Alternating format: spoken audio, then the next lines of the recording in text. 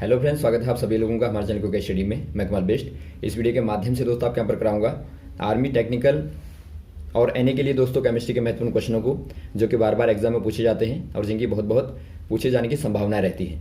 इससे पहले दोस्तों आपको 2 भागों में महत्वपूर्ण क्वेश्चन को कराया जा चुका है। यदि आपने उनको ना देखा हो दोस्तों, उनको भी आप जरूर देख लें। तो यहाँ पर आपको भाग नंबर 3 में आज महत्वपूर्ण क्वेश्चन को कराएंगे। एक कॉपी और पेन आप निकाल लेंगे दोस्तों, और देखिए वीडियो को आप लाइक और शेयर जरूर करें दोस्तों, ताकि सर्वाधिक लोगों तक वीडियो पहुंचे।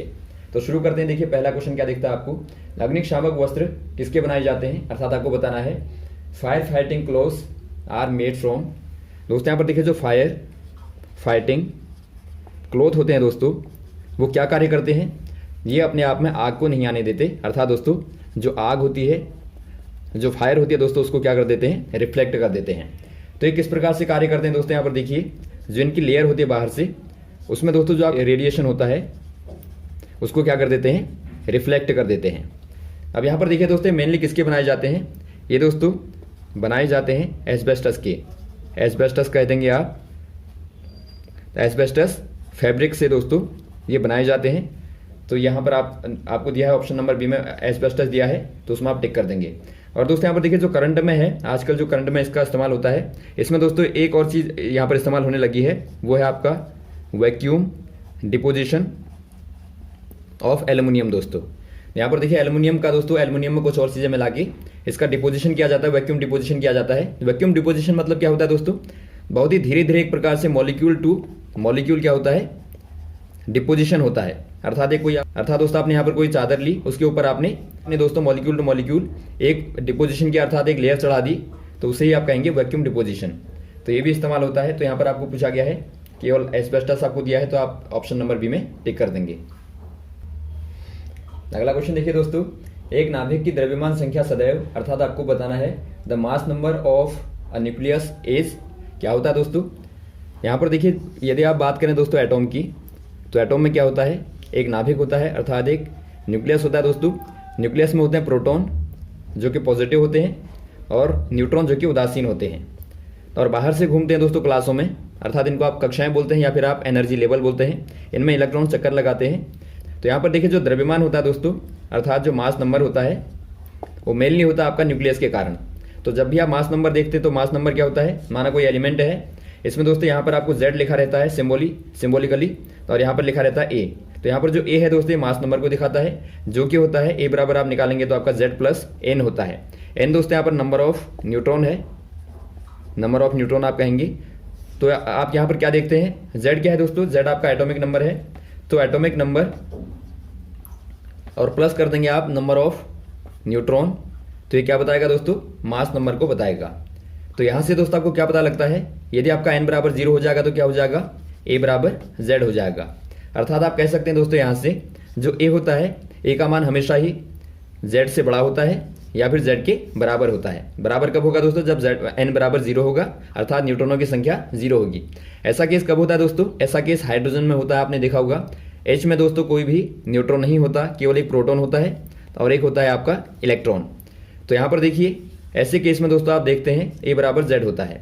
तो यहाँ से आप कह सकते हैं कि जो आपका द्रव्यमान संख्या है वो दोस्तों क्या होती है, वो आपके परमाणु क्रमांक के बराबर या फिर उससे ज़्यादा होती है। तो यहाँ पर देखिए आपको ऑप्शन नंबर डी में दिया है sometime more and sometime equal to its atomic number, तो डी वाले में आप टिक कर देंगे। और देखिए दोस्तों आपको बार बार पूछा जाता है, यहाँ से पूछा जाता है दोस्तों A बराबर Z प्लस N से, कि बताइए नंबर ऑफ न्यूट्रॉन क्या है, या फिर बताइए नंबर ऑफ इलेक्ट्रॉन क्या है, या बताइए नंबर ऑफ प्रोटॉन क्या है। यहाँ पर Z दोस्तों क्या दिखाता है, प्रोटॉन की संख्या को बताता है। क्रमांक का मतलब कहने का मतलब है नंबर ऑफ प्रोटॉन। और यदि आपको दोस्तों इलेक्ट्रॉन बताने होंगे तो भी दोस्तों आपके प्रोटॉन के बराबर ही होंगे। यदि आपका ऊपर से आयन लगा होगा, आप ध्यान देंगे, जब आपका कोई एलिमेंट, माना कोई एलिमेंट यहाँ पर आपने लिखा X, उसके ऊपर दोस्तों आपने माइनस कोई भी आपने आयन लगा दिया, तो जितने भी आयन लगे रहेंगे दोस्तों, आप उनको क्या कर देंगे, इलेक्ट्रॉनों की संख्या निकालने में उनको दोस्तों जोड़ देंगे। और यदि यहाँ पर आपका प्लस लगा रहेगा तो उनको आप घटा देंगे। एग्जाम्पल के तौर पे देखिए, यदि आपको एस पॉजिटिव में देखना हो, आपके इलेक्ट्रॉन कितने होंगे, इसमें दोस्तों आपके 0 होंगे। क्यों, क्योंकि आपका एक तो पहले से ही था इसमें, और आपने यहाँ पर प्लस लगा दिया, कहने का मतलब है एक आपने और दे दिया, तो ये आपका क्या बन जाएगा दोस्तों, ये एक केवल प्रोटॉन रह जाएगा, तो इसे आप कहते हैं प्रोटॉन। तो प्रोटॉन को दिखाता है। वैसे ही आपका यहाँ पर देखिए O के ऊपर आपका 2 माइनस लगा होगा, तो इसमें दोस्तों यदि आप नंबर ऑफ इलेक्ट्रॉन निकालेंगे तो आप कमेंट में बताइएगा इसमें कितने नंबर ऑफ इलेक्ट्रॉन होंगे और प्रोटॉन होंगे और न्यूट्रॉन होंगे। अगला क्वेश्चन देखिए दोस्तों, हैलोजनों में सर्वाधिक क्रियाशील होता है, अर्थात आपको बताना है the most reactive among the halogen is.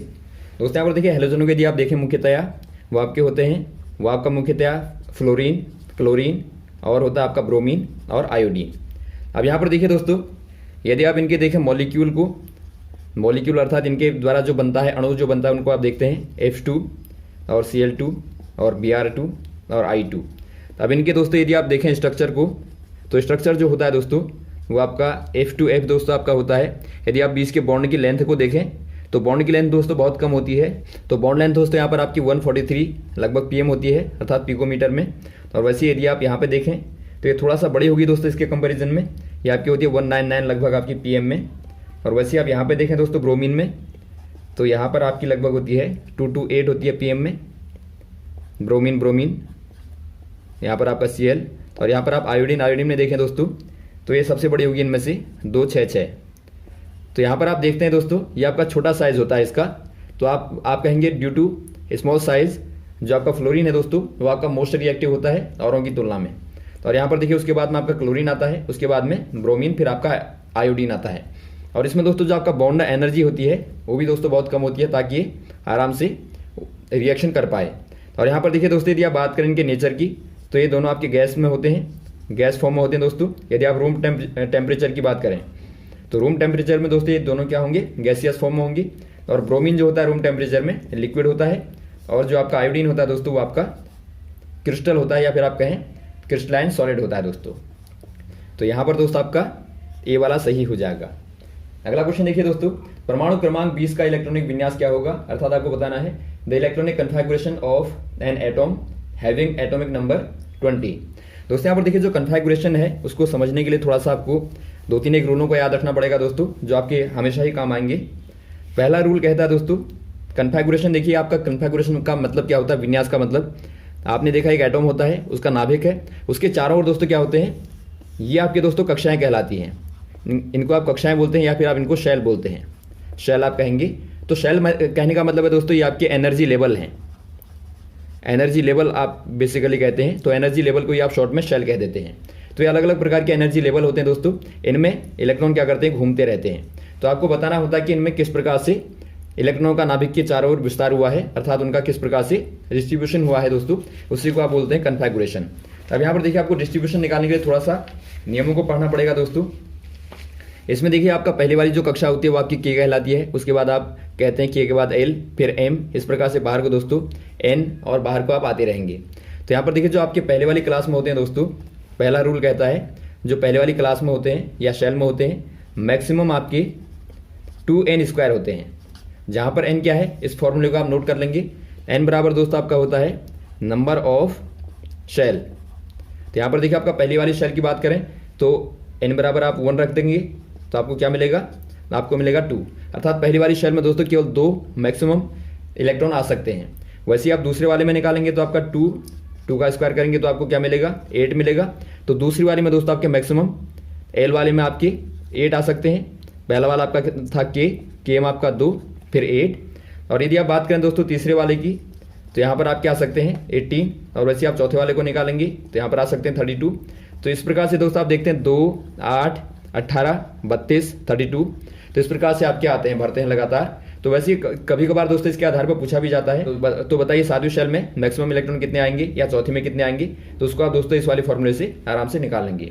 अब देखिए दूसरा वाला रूल कहता है दोस्तों, रूल नंबर 2 कहता है maximum capacity to hold electron in outer shell. ये दोस्तों आपकी यहाँ पर होती है 8, अर्थात दोस्तों जो आपकी बाहरी शेल होगी उसमें जो अधिकतम इलेक्ट्रॉन आएंगे दोस्तों कितने आएंगे, वो आपके 8 ही आ सकते हैं, उससे ज़्यादा नहीं आ पाएंगे। तो यहाँ पर देखिए जो आपका तीसरा वाला रूल कहता है वो कहता है कि जो इनर वाली सेल है, इनर वाली सेल दोस्तों पहले भरेगी बिफोर आउटर सेल। तो ये भी आपको ध्यान देना है। तो इसके अकॉर्डिंग यदि आप दोस्तों फिल करेंगे, देखिए तो इसके आधार पर दोस्तों आप करेंगे तो आप आराम से प्रत्येक वाले कन्फिगुरेशन कर लेंगे दोस्तों, आप सारे के सारे एलिमेंटों के निकाल लेंगे। यहाँ पर आपको 20 का दिया है, तो 20 को आप क्या करेंगे दोस्तों, बांटेंगे तो आपको क्या मिलेगा, देखिए 2, 8। तो यहाँ पर देखिए दोस्तों आपके पास में 10 बचते हैं, तो यहाँ पर आप क्या करेंगे, रूल नंबर 2 को लगाएंगे जो कहता है कि मैक्सिमम दोस्तों आपके 8 ही होल्ड हो पाएंगे, 10 होल्ड नहीं हो पाएंगे। तो यहाँ पर आप क्या कर देंगे, 10 को दोस्तों 8 और 2 लिख देंगे, तो यहाँ पर आपका 8 2 आ जाएगा। तो इस प्रकार से आप कन्फिगरेशन करेंगे। यदि आपको दोस्तों SPDF में बांटना होगा, SPDF में, तो उसके अकॉर्डिंग यदि आप बांटेंगे दोस्तों क्या हो जाएगा, 1:2, 2:2, 2p6 आ जाएगा, और 3:2, 3p6 और 4:2। 4:2 कहने का मतलब है दोस्तों ये जो आपका एलिमेंट होगा ये आपका S ब्लॉक का होगा और एल्कली अर्थ मेटल होगा जो आपका दूसरे वाले में आते हैं। और आप देखें दोस्तों तो आपका 20 में कैल्शियम होता है।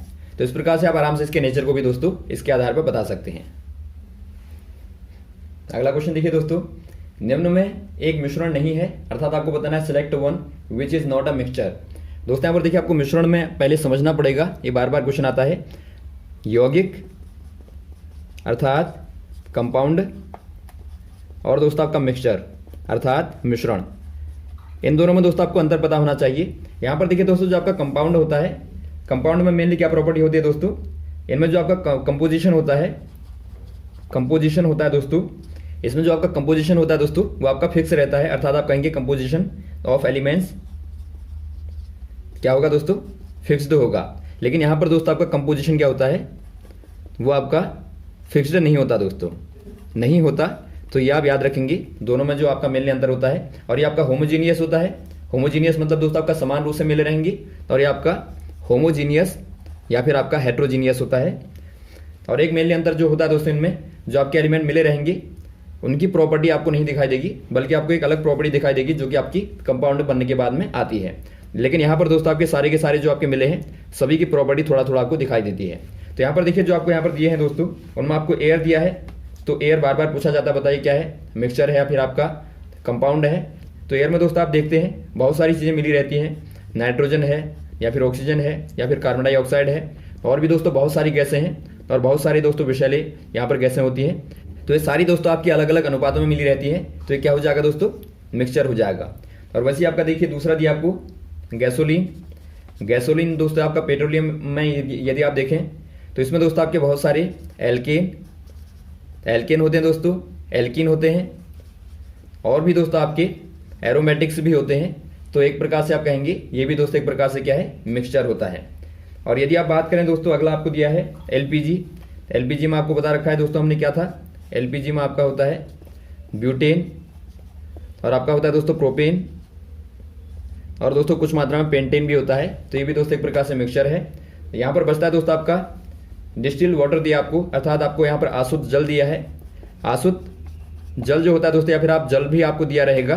तो यहाँ पर देखिए जल में दोस्तों हमेशा क्या होता है, H2O होता है दोस्तों, यानी कि H और O दोस्तों आपके बिल्कुल समान अनुपात में मिले रहते हैं, जिससे नया कंपाउंड बनता है दोस्तों वाटर। तो वाटर की जो प्रॉपर्टी है इन पर डिपेंड नहीं करती, बिल्कुल अलग प्रॉपर्टी आपको दिखाई देती है। तो यह दोस्तों एक प्रकार का कंपाउंड है। तो ऑप्शन नंबर आपका डी वाला सही हो जाएगा। अगला क्वेश्चन देखिए दोस्तों, एल्कोहल अर्थात OH ग्रुप की पहचान कैसे होती है। आपको बताना है alcohol OH group can identify bye. इनमें दोस्तों आपको देखिए कुछ यहाँ पर रिएक्शनों के नाम दिए हैं, इनमें से किसके द्वारा आप चेक करेंगे आपको बताना है। दोस्तों यहाँ पर देखिए जो आपका एल्कोहल होता है दोस्तों, इसका जो फंक्शनल ग्रुप होता है वो होता है दोस्तों, ग्रुप का नाम है OH, अर्थात जहाँ पर आपका OH लगा रहता है दोस्तों, एलिफेटिक या एरोमेटिक के साथ में OH आपका लगा रहेगा, इस प्रकार से बना रहता है। तो ये दोस्तों क्या कहलाएगा, ये एल्कोहल कहलाएगा। जहाँ पर R क्या है दोस्तों, ये आपका एल्केन एल्काइन कुछ भी हो सकता है, अर्थात एरोमेटिक या फिर दोस्तों एलिफेटिक हाइड्रोकार्बन होगा। अब यहाँ पर देखिए दोस्तों इसके जो आपके मेनली टेस्ट होते हैं उनमें आपका आता है एस्टर टेस्ट, एस्टर टेस्ट होता है दोस्तों, या फिर आपका सोडियम टेस्ट होता है, और भी दोस्तों कुछ यहाँ पर होते हैं। तो यहाँ पर आपको मेनली जो दिया है वो आपको एस्टरिफिकेशन दिया है।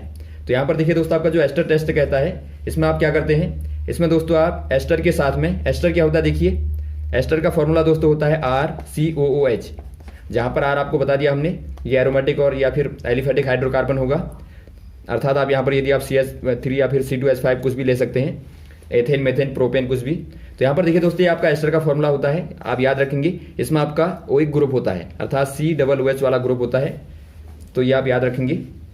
तो जब दोस्तों आप एल्कोहल की रिएक्शन यहाँ पर कर देंगे एस्टर के साथ में, तो यही दोस्तों क्या कहलाता है, एस्टरिफिकेशन कहलाता है। आप याद रखेंगे एस्टरिफिकेशन आपका एल्कोहल के साथ में एस्टर की रिएक्शन। तो यहाँ से दोस्तों बनता है यहाँ पर COOR। और ये क्या होता है दोस्तों, ये आपको देता है स्वीट स्माइल, अर्थात दोस्तों आपको क्या मिलती है, एक प्रकार की मीठी सुगंध मिलती है। तो यही दोस्तों इसकी पहचान कराता है। तो यहां पर आपका हो जाएगा दोस्तों एस्टरिफिकेशन, ऑप्शन नंबर बी वाला। अगला क्वेश्चन देखिए दोस्तों, प्राकृतिक रबर किसका बहुलक होता है, अर्थात आपको बताना है natural rubber is the polymer of. दोस्तों यहाँ पर देखिए, यदि आप नेचुरल रबर को देखें, रबर दोस्तों आपके मेनली दो प्रकार के होते हैं। एक आपका होता है नेचुरल रबर, एक आपका होता है दोस्तों सिंथेटिक, अर्थात ये आपका प्राकृतिक हो गया, ये आपका दोस्तों संश्लेषित हो गया। तो यहाँ पर आपको नेचुरल पूछा गया है। इसको आप कैसे प्राप्त करते हैं दोस्तों, पहले जो आपकी रबर जो ट्रीज होती हैं दोस्तों, उनमें क्या होता है, एक आपका मिल्की फ्यूड होता है दोस्तों, इसको आप बोलते हैं लेटेक्स बोलते हैं।